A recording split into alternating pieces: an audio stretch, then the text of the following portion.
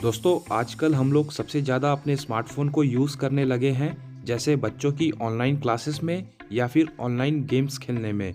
तो दोस्तों इसमें होता क्या है, हमारा जो स्मार्टफ़ोन है ये बहुत ज़्यादा ओवरहीट हो जाता है। दोस्तों हमारा जो ऑनलाइन क्लासेस है ये बहुत ज़्यादा देर तक होता है, या फिर आप ऑनलाइन गेम्स खेलते हैं तो ये भी बहुत ज़्यादा देर तक आप खेलते हैं, जिससे हमारा जो मोबाइल है ये ओवरहीट हो जाता है। तो ये ओवरहीटिंग प्रॉब्लम से बचने के लिए मैं एक मोबाइल कूलिंग स्टेशन बनाऊंगा, जिसमें आप अपने मोबाइल को ईजिली रख कर बहुत देर तक ऑनलाइन क्लास भी कर सकते हैं और ईजिली गेम भी खेल सकते हैं। तो दोस्तों इसे बनाने के लिए मैं यहाँ पर पीवीसी पाइप शीट का यूज़ करूँगा, और दोस्तों आपके मोबाइल को कूलिंग रखने के लिए मैं यहाँ पर डीसी फैन का यूज़ करूँगा। और दोस्तों इस मोबाइल कूलिंग स्टेशन को बनाने के लिए मैंने यहाँ पर बहुत छोटे छोटे पार्ट्स का यूज़ किया है।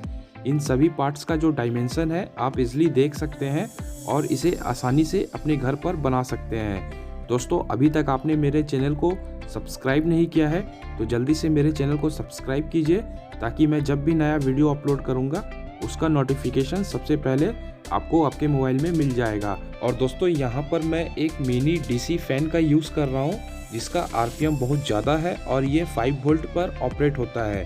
तो इसे आप इजीली अपने मोबाइल चार्जर से ऑपरेट कर सकते हैं। तो दोस्तों यहाँ पर आप देख सकते हैं मैंने पीवीसी पाइप शीट पर इन दोनों फ़ैन का मार्किंग कर लिया है। इसके बाद जो इसका एक्स्ट्रा पार्ट्स है इसे मैं कट करके हटा दूंगा।